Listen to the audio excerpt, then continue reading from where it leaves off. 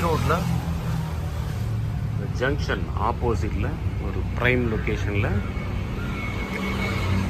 ஈரோட சென்டராக வச்சு பண்ணக்கூடிய பிஸ்னஸை இந்த ஆஃபீஸில் தான் பண்ண போகிறோம்.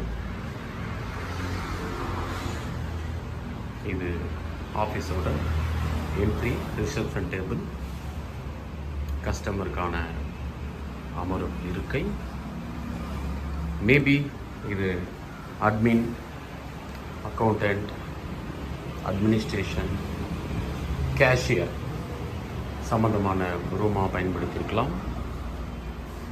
ஸோ இது மார்க்கெட்டிங் செக்டர் உள்ளே போகிறோம். இது மேனேஜிங் டைரக்டருடைய ரூம், பயோமெட்ரிக் சிஸ்டம் வச்சுருக்காங்க. உள்ளே போகிறோம். எஸ், ஒரு 10x8 சைஸில் இந்த மாதிரியான ஒரு அழகான செட்டப்பில் கிரீன் இந்தியா ப்ராப்பர்ட்டிஸில் வேல் நகர். இது எம்டி உட்காரக்கூடிய இருக்கை, அது சம்பந்தமான சில ஆவணங்கள் நல்லா இருக்கு. எக்ஸிட்.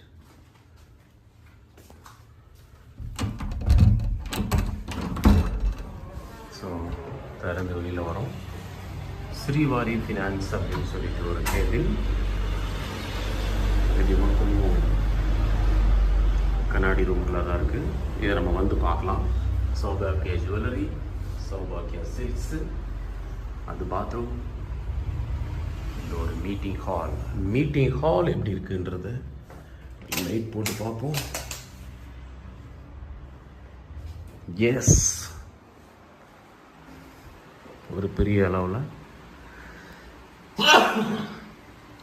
ரொம்ப நாள் மூடி இருந்ததுனால டஸ்ட்டு, அதுதான் இந்த தும்மலுக்கான காரணம். இதுதான் மீட்டிங் ஹால். 10, 20, ஒரு 20லேருந்து 25 பேர் உட்காந்து ஈஸியாக எக்ஸ்ப்ளோர் பண்ணி மீட் பண்ணி டிஸ்கஸ் பண்ணக்கூடிய ஒரு அட்மாஸ்பியர் இருக்குது. இது ஆக்சுவலாக சிசிடிவி கேமராவோட ரூம். சிசிடிவி இந்த பாயிண்டெல்லாம் கவர் பண்ணுது. 2 பெரிய பேட்ரி. இந்த ரூமை க்ளோஸ் பண்ண முடியல.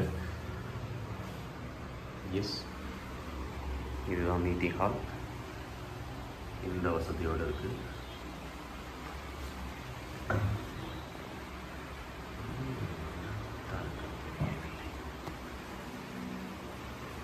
ஓகே, க்ளோஸ் பண்ணிடுவோம்.